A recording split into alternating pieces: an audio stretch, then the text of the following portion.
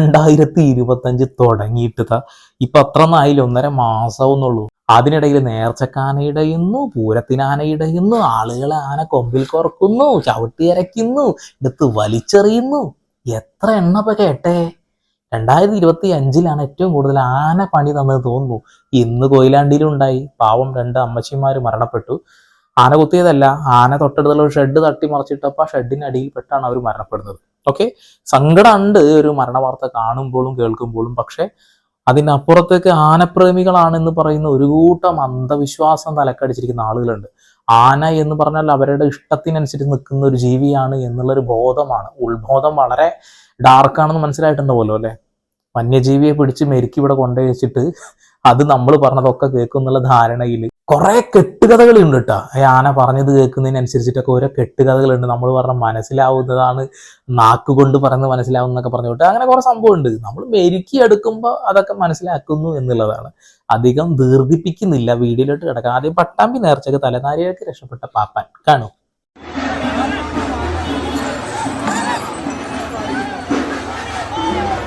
ആനക്ക് കുറച്ച് കൊമ്പ് നീളമുള്ളത് കൊണ്ടും അതുകൂടാതെ തന്നെ അവിടെ ഒരു തറയുള്ളത് കൊണ്ടും പാപ്പൻ കട്ടി രക്ഷപ്പെട്ടു.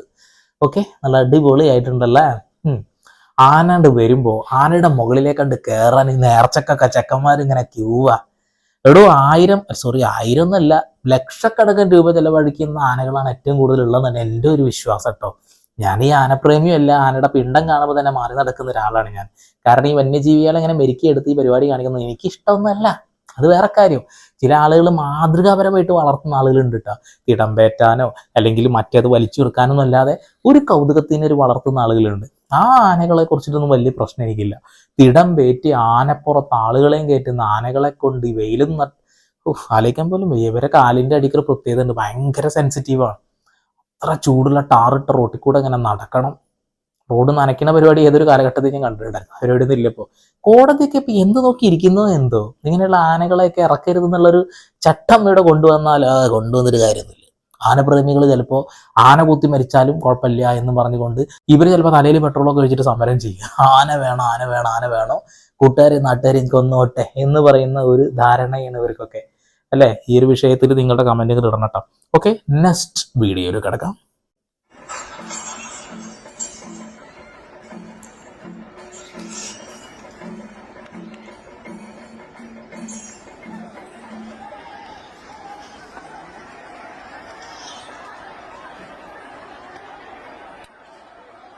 എന്താലേ, ആ ചെണ്ടമേളത്തിൽ ഇങ്ങനെ മുഴുകി നിൽക്കുകയായിരുന്നു എല്ലാവരും. അപ്പോഴാണ് ആനപ്രേമികളുടെ ഇടയിലേക്ക് ആന അങ്ങ് ഓടിക്കേറിയത്. ആരും മരണപ്പെട്ടിട്ടില്ല കേട്ടോ, അതന്നെ വലിയൊരു ഭാഗ്യമാണ്. ആരും മരണപ്പെടല്ലേ എന്ന് തന്നെയാണ് ആഗ്രഹം. പക്ഷേ ഈ ആനഭ്രാന്ത് ആനഭ്രാന്ത് എന്ന് പറഞ്ഞ് നടക്കുന്ന കുറെ എണ്ണുണ്ട്. അവരൊക്കെ ഇതിൻ്റെ ഇടയിൽ വന്ന് നിന്നാലും വലിയ കുഴപ്പമൊന്നുമില്ല. കാരണം ഇവരാണ് ഈ പ്രശ്നക്കാർ മൊത്തം. ഇവരാണ് ഈ പണ്ടാറം പറഞ്ഞ് നടക്കുന്നത്. എന്തിനാണടോ ഇതൊക്കെ? ഈ ദൈവങ്ങൾക്ക് ഈ ആന വേണമെന്ന് ആരാ പറഞ്ഞിട്ടുള്ളത്? ആരും പറഞ്ഞിട്ടില്ല. നേർച്ചക്ക് ആന വേണോ? ആരും പറയാത്ത കാര്യങ്ങളാണ്. ഇതൊന്നും ആവശ്യം പോലും ഇല്ല. വെടിക്കെട്ടില്ലെങ്കിലും വേണ്ടില്ല ആന വേണം എന്ന് പറയുന്ന ഒരാളാ എന്ന രണ്ടും അപകടമൊക്കെ തന്നെയാണ്. ആരും ഇത് അംഗീകരിച്ചു തരില്ല എന്നുള്ളതാണ്. സ്വന്തം വീട്ടിലത്തെ ആർക്കെങ്കിലൊക്കെ എന്തെങ്കിലുമൊക്കെ പറ്റുമ്പോഴാണ് ഇവർ അംഗീകരിച്ചു തരുള്ളൂ. ഓക്കെ, നമുക്ക് പട്ടാമ്പി ഫെസ്റ്റിലെ ഒരു കിടിലൻ സാധനം കാണാം.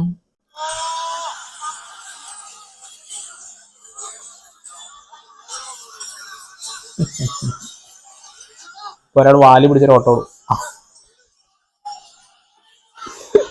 ഏതാ പോട്ടെ, പാപ്പാനാണ് ആനയുടെ വാല് പിടിച്ച് വലിച്ചിട്ടേ ആന സ്ലോ ആക്കാൻ ശ്രമിക്കണതാ.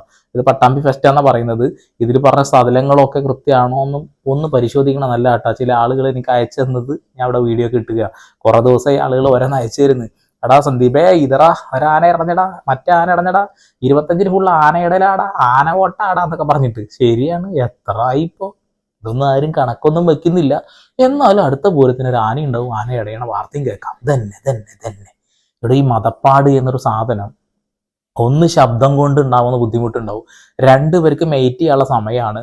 3 എന്ന് പറയുന്നത് ഇവരുടെ കണ്ണിലേക്ക് ലേസർ അടിക്കുമ്പോൾ ഇവർക്ക് ഒരു ഇത് വരുന്നുണ്ട് എന്ന് പല ആളുകളും പറയുന്നത്. ചില ഇടഞ്ഞ ആനകളുടെ വീഡിയോസ് നോക്കുമ്പോൾ കണ്ണിലേക്കും ശരീരത്തിലേക്ക് ലേസർ അടിക്കുന്ന ഒരു പച്ച ലേസർ അടിക്കുന്നതും കാണുന്നുണ്ട്. അപ്പൊ ലേസർ അടുപ്പിച്ച ആനയെ ഇതാക്കുന്ന ആളുകളുണ്ട്. കൗതുകം കുറച്ച് കൂടുതലാണേ. ആരെ ചെയ്യുന്നതെന്ന് അറിയില്ല. കിട്ടിക്കഴിഞ്ഞിട്ടുണ്ടെങ്കിൽ കാലിലെ ചിരട്ട അടിച്ച് എടുത്തോളൂ, ഒന്നും നോക്കണ്ട. ഓക്കെ, നെക്സ്റ്റ് നമ്മുടെ അടുത്ത് പെരുമ്പിലാവില്ലേ.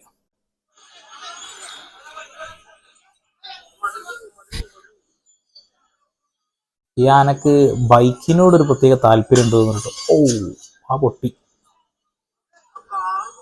അതാ കാലിന്റെ ചങ്ങലയിൽ കുടുങ്ങിക്കടാ.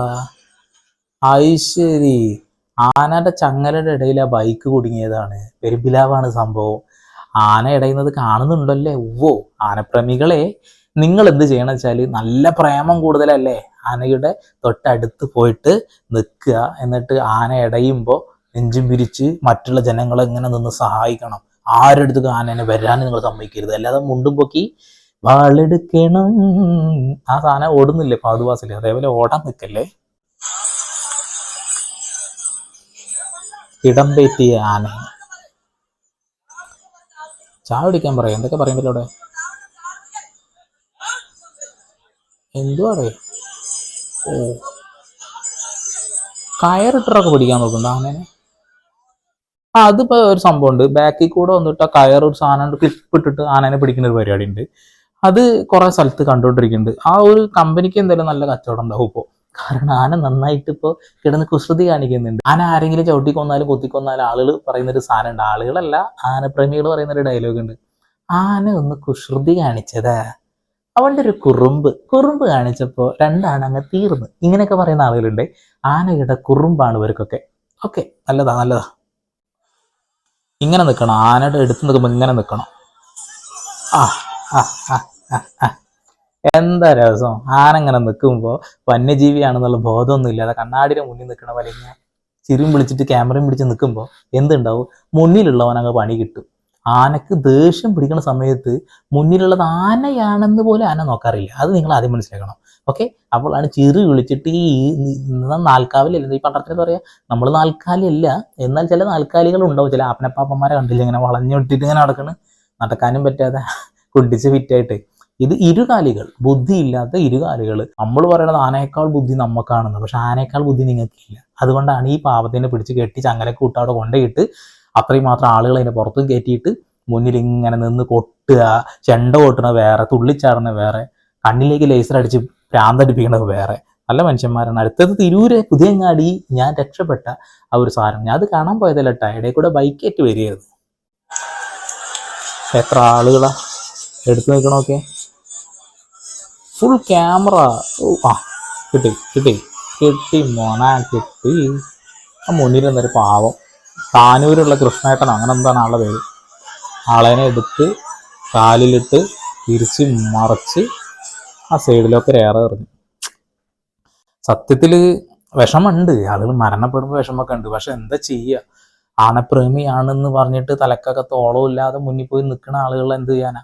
ഇനി ഇതിലൊന്നും പെടാതെ പാവങ്ങൾ ഫാമിലി ആയിട്ട് പോയിട്ട് എന്തെങ്കിലുമൊക്കെ വാങ്ങാന്നൊക്കെ വിചാരിക്കുന്നുണ്ടാവും. നേർച്ചയാണെങ്കിലും ഇനി ഉത്സവമാണെങ്കിലും അവരും പാവങ്ങളൊന്ന് പെടുന്നുണ്ട്. ഇപ്പൊ രണ്ടമ്മച്ചി മരണപ്പെടാൻ കാരണം എന്താ വെച്ചാൽ, ആന മത ഇളകിയപ്പോൾ മറ്റേ ആനയെ കുത്തി. രണ്ടാനയും കൂടെ തൊട്ടടുത്തുനിന്ന് ബിൽഡിംഗ് ആണ് തള്ളിയിട്ടു. അതിൻ്റെ അടിയിൽ പെട്ട് 55 വയസ്സുള്ള 2 അമ്മച്ചിമാരാണ് മരണപ്പെട്ടിട്ടുള്ളത്.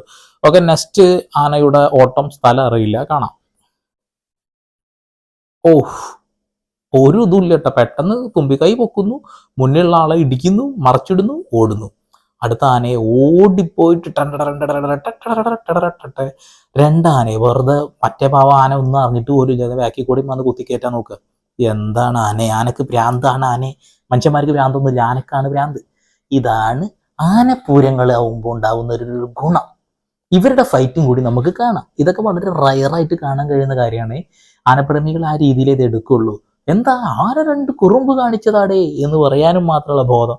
ഇനി ഇത് വേറെ ഒരു റോഡ് സൈഡിൽ തിടമ്പേറ്റിയത് ആനയാണെന്ന് എനിക്ക് അറിയില്ല. ആനയുടെ തിടമ്പൊന്നും കാണാനില്ല. പുറത്തുനിന്ന് അയാളെ കുടഞ്ഞു ഇടുന്നു, നോക്കൂ, താഴെ വീണു. പേടിക്കാനൊന്നുമില്ല, ബ്ലറാക്കിയെന്നുള്ളൂ. ആളെ ഒന്നും ചെയ്തിട്ടില്ല. ആളവിടുന്ന് ഓടി, ജീവനും കൊണ്ട് ഓടി രക്ഷപ്പെട്ടിട്ടുണ്ട്. ഭാഗ്യമാണ് ആള് രക്ഷപ്പെട്ടത്. റോട്ടിലാണ് വീണിട്ടുള്ളത്. ഒന്ന് കാലെടുത്ത് വെച്ചാൽ ബ്ലിങ്ങോ ആവും അല്ലേ. ഓക്കെ, നെക്സ്റ്റ് കൊയിലാണ്ടി 2025 വെടിക്കെട്ട് നടക്കുന്ന സമയത്താണ് ആന ഇളകിയിട്ടുള്ളത്. ഒരാനക്ക് മത ഇളകിയപ്പോൾ മറ്റേ ആന, ഞാൻ ബ്ലറാക്കി എന്താ വെച്ചാൽ അടിയിൽ ആളുകളുണ്ട്, പരിക്ക് പറ്റുന്ന ആളുകളൊക്കെ ഉണ്ടതാ. ഓക്കെ, അവര് ആ തൊട്ടടുത്തുള്ള ബിൽഡിംഗ് തള്ളിയിട്ടപ്പോഴാണ് ആ ആള് മരണപ്പെടുന്നത്, 2 ആൾ മരണപ്പെടുന്നത്. ഓക്കെ, ഇതേ കൊയിലാണ്ടിയിൽ തന്നെ ദൂരെ നിന്നത് കണ്ടുകൊണ്ടിരിക്കുന്ന കുറച്ച് അമ്മച്ചിമാരും കുറച്ച് കുട്ടികളൊക്കെ കാണിച്ചേരെ. അത് കയറിക്കോളി, ഓടിക്കോളി അമ്മച്ചേ. അയ്യോ, ഒരാൾ ദേവിയെ എന്നൊക്കെ വിളിക്കും. പടച്ചോനെ, കാക്ക് കാക്ക് നിങ്ങള്. അമ്മോ. ഓക്കെ, മുന്നിലുള്ള ആനയെല്ലാം ഇടഞ്ഞിട്ടുള്ളത് തോന്നുന്നു. അതുകൊണ്ടാണ് ആള് വീണപ്പോൾ ഒന്നും ചെയ്യാതെ ഓടിപ്പോയത് എന്നുള്ളതാണ്.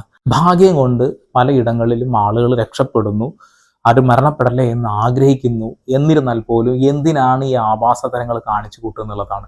എന്തിനാണ് ഈ വന്യജീവികളെ ഇങ്ങനെ ഉപദ്രവിക്കുന്നത് എന്നുള്ളതാണ്. ഇവർ കാട്ടിൽ മേഞ്ഞ് നടക്കട്ടോ. ഇപ്പൊ കാട്ടിൽ നിന്ന് ഇറങ്ങുന്ന ആനകൾ പോലും സാധാരണക്കാരെ കൊന്നുകൂട്ടം നിങ്ങൾ കാണാറില്ലേ?